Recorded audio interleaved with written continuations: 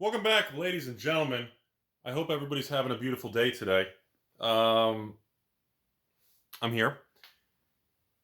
I know we've been having a lot of memes, a lot of fun, a lot of discussion about the events of Papa Hasbro, Wizards of the East Coast, and the state of this. And today I'm going to report my opinion and in a non-dramatic, Rudy, giggity, no memes, no stepsisters, no washer dryers. No Mark Bottom, water bath waters, Chris Dr. Cox, bag of Cox. We're not going to go into that. So, the 35 minutes Hasbro fireside chat just concluded. And I'm just going to kind of give you all my response to it. And I'm sure this video is going to at least get a couple hundred views. But I can sum up the entire thing I'm about to say in a very short answer for those of you who don't want to stick around. And that is, it was absolutely tragic.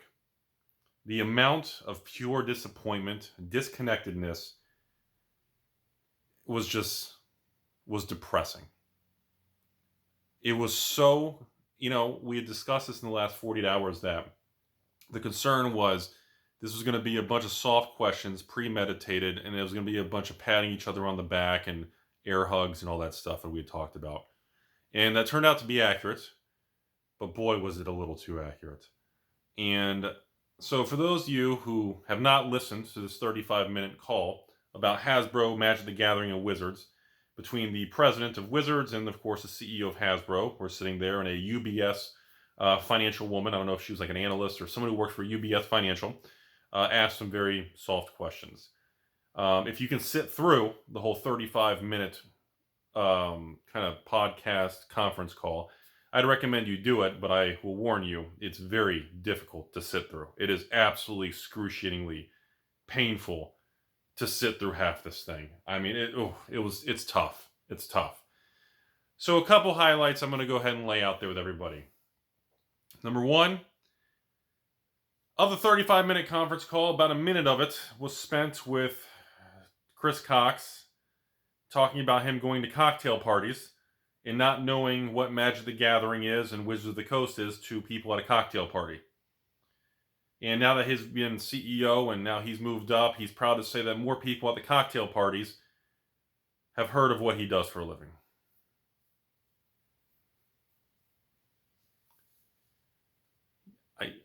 You can't make this shit up.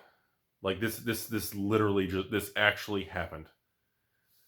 So number two and number three, another chunk of the conference call was the president of Wizards talking about how proud she is to work with Mr. Cox, and Mr. Cox was very proud to have her under him, working for under him. Serious video, no giggities. And they were complimenting each other about how grateful they are.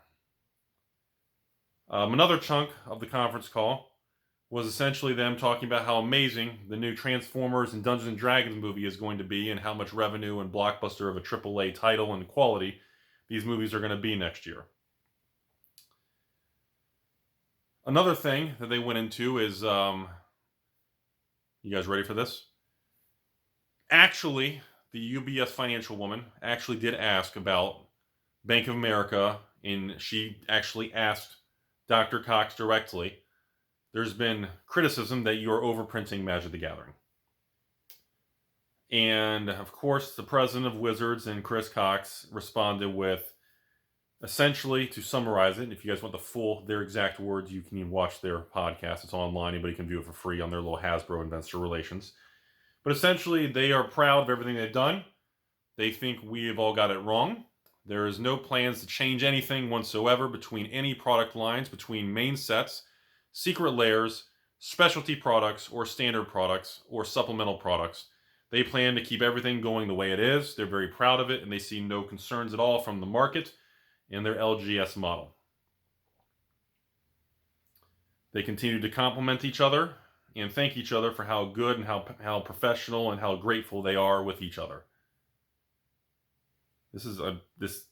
Again, I encourage you to try to stomach and sit through the 35-minute call because it's so outrageous. I know some of you are going, is Rudy, is this real? Now, 5 minutes into this video, I will tell you all for a fact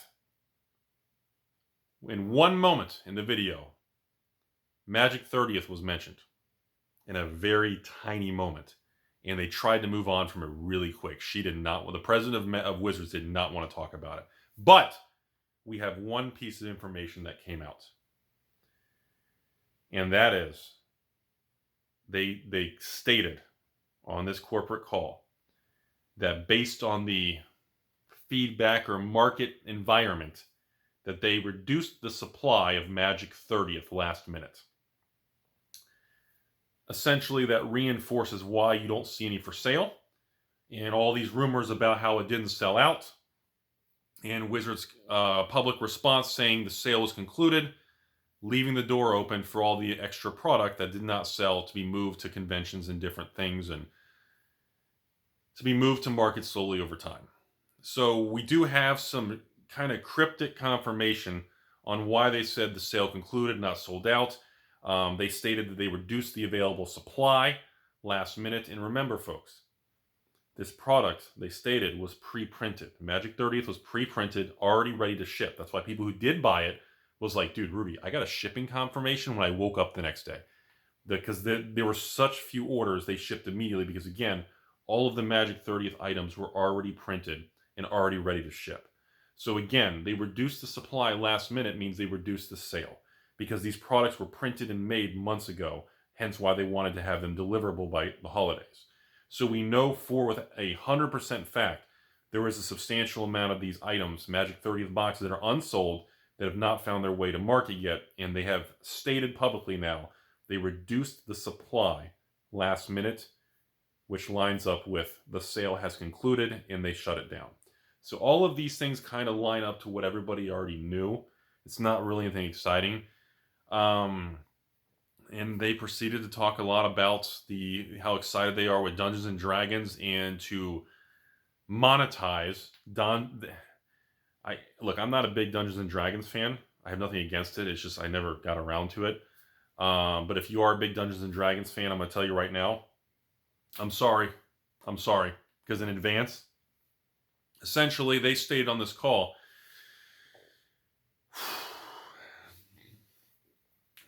they stated that they plan on monetizing Dungeons and Dragons heavily because they feel they've done a terrible job at monetizing the customer base of D&D.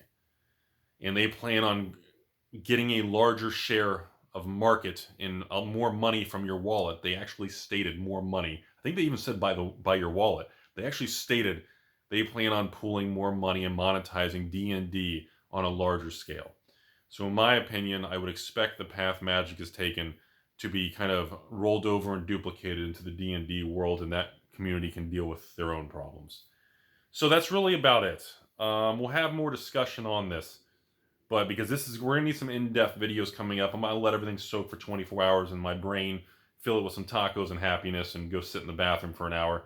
But overall, we got to have a long conversation now on another comment they made, which was they mentioned the WPN store network and how proud they are of the community in their stores, and then how they mentioned reprints and different things, and they honed in on the one item that they got right, which was the Warhammer 40k Commander decks. They focused on that one item being successful, and they blocked out every other item that had failed and collapsed, and it's down 50-80% from the highs. No Boulder's Gate, no Midnight Crimp. They literally honed in on the one product that's successful. So in conclusion, ladies and gentlemen, it was, as we had predicted, a public statement. We did get a few pieces of information that is helpful. Unfortunately, absolutely zero sense of concern, change, or any feedback of anything that would be positive to help the market stabilize and move forward. Obviously, Magic has some really good products coming out, with obviously Phyrexia, and of course its Dominaria Remastered looks like a really good product. Jumpstart 2022 is doing really well, so these are all positive signs. But in conclusion, everybody, we got to have a longer conversation about the Magic 30th situation, because now she specifically stated on the video that there's 6,000 WPN stores, and that means over 6,000 of these stores are going to be getting free Magic 30th boxes, which is far greater than anybody had calculated. If we know only around 2,000 of these boxes are coming to market, and 6,000 of them are going to be given for free, we've got some major problems coming with the financial prices of these items.